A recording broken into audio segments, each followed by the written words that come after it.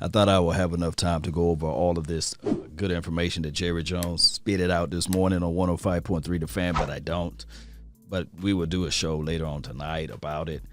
And let's make it around 10 o'clock Central Time, whereas we will go over inch by inch of the details of that particular interview. Now, in order for us to see into the future, basically, we got to know where we are at with certain players, with coaches and things like that. And to me personally, we are in that blank spot.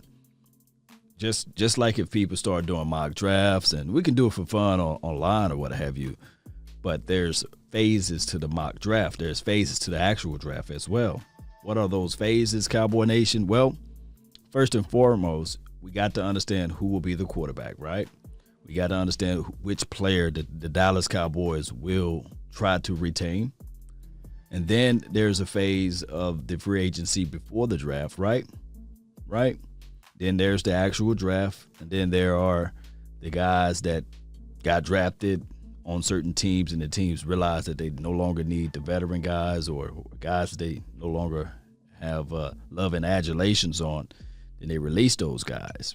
So there's so many phases as relates to off season, right? And there's going to be somebody to make a boneheaded decision, right? That's just how it goes. Even in the draft, there's somebody that's going to show up out of shape and not ready to perform during the combine. So we can't just put the draft out there and say, okay, these are the top tier players, because we just don't know. It's too soon. It's way, way, way, way, way too soon.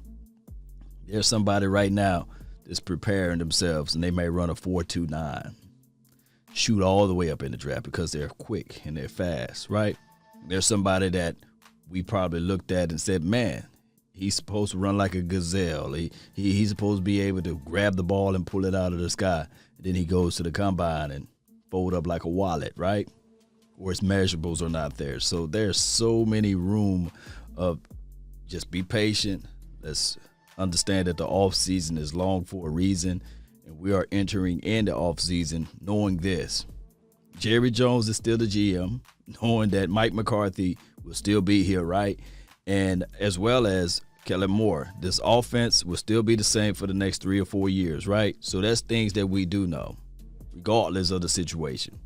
Now, on the flip side, do we get rid of Mike Nolan?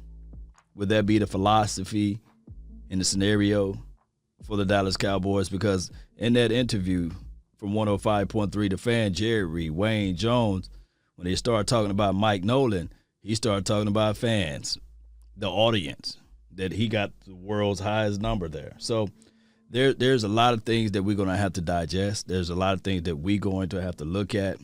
And unfortunately, that's just how it goes from here. So the reality of it, we are at the mercy seat of the Joneses. And I'm not trying to throw any shade or salt at them, but that's just how it goes. The attendance record and things like that is more so of the things that they are high on. Now, they did mention a little bit about the Dak Prescott conversation as it relates to, do you renegotiate everything? And my thing is, it shouldn't be that long of a negotiation. See, the thing is about the truth will always set you free. But lies, man, you can't remember them all, right? You can't remember every lie. And my thing is, if that's the operative word, they came up with an agreement, but they ran out of time. Remember that? They came up with an agreement, but they ran out of time. Both parties were interested in signing off on the contract. Now all of a sudden it takes more and more time for them to come up with the agreement. I thought they already came up with the agreement. I digress. Maybe there are things that I just don't know, and a lot of things that we don't know. But we will find out how this draft will shape up the Dallas Cowboys for the foreseeable future.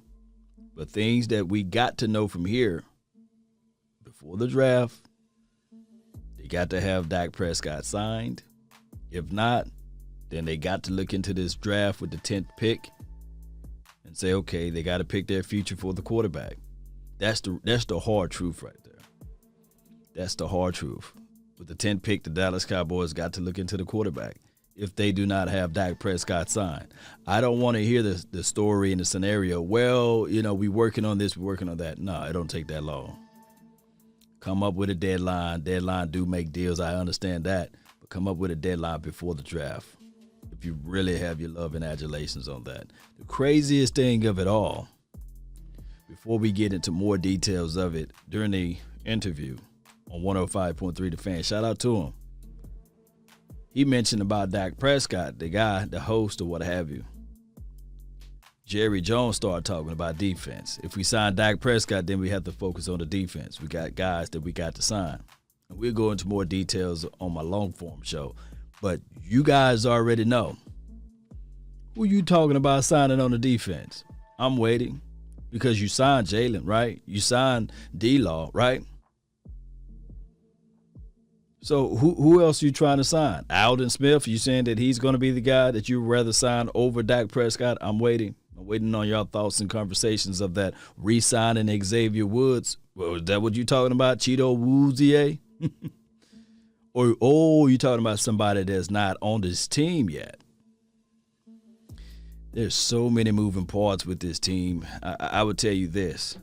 I don't think that if the Cowboys were to not sign D-Law and were not to sign Jalen Smith and they were to sign Dak Prescott and the Dak Prescott wasn't injured this year, I don't think that we, collectively speaking, would have been no difference than the 31st or the 32nd defense.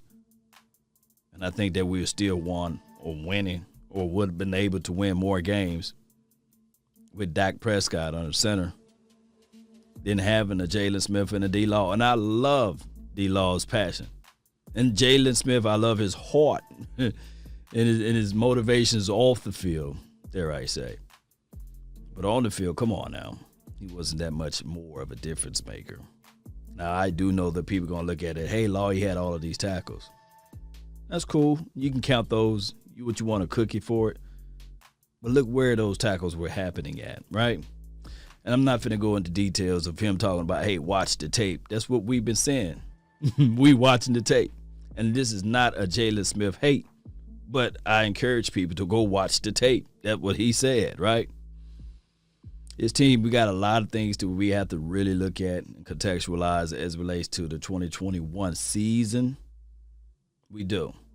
But in order for us to draft right and to get things going in the right direction, we got to understand where we are at now and figure those things out. Remember, before I close out this particular video, there's many phases to a draft. There are many phases to a draft. The free agency phase before the draft, and before the free agency phase, who you going to sign, who you going to keep on your team. Then there's the actual draft. And then there's this situation whereas post-draft free agent guys, they can shape up your team. But the main thing and the number one thing will be it's not way too late. That's the main thing. Don't try to get week 4, week 5 free agency guys and thinking, okay, I got something. All the good ones are gone by that time. Speaking of time, that's been my time. I really thank you all for yours. And remember, you're listening to nothing but the best. Let's go, Cowboy Nation. Let's go.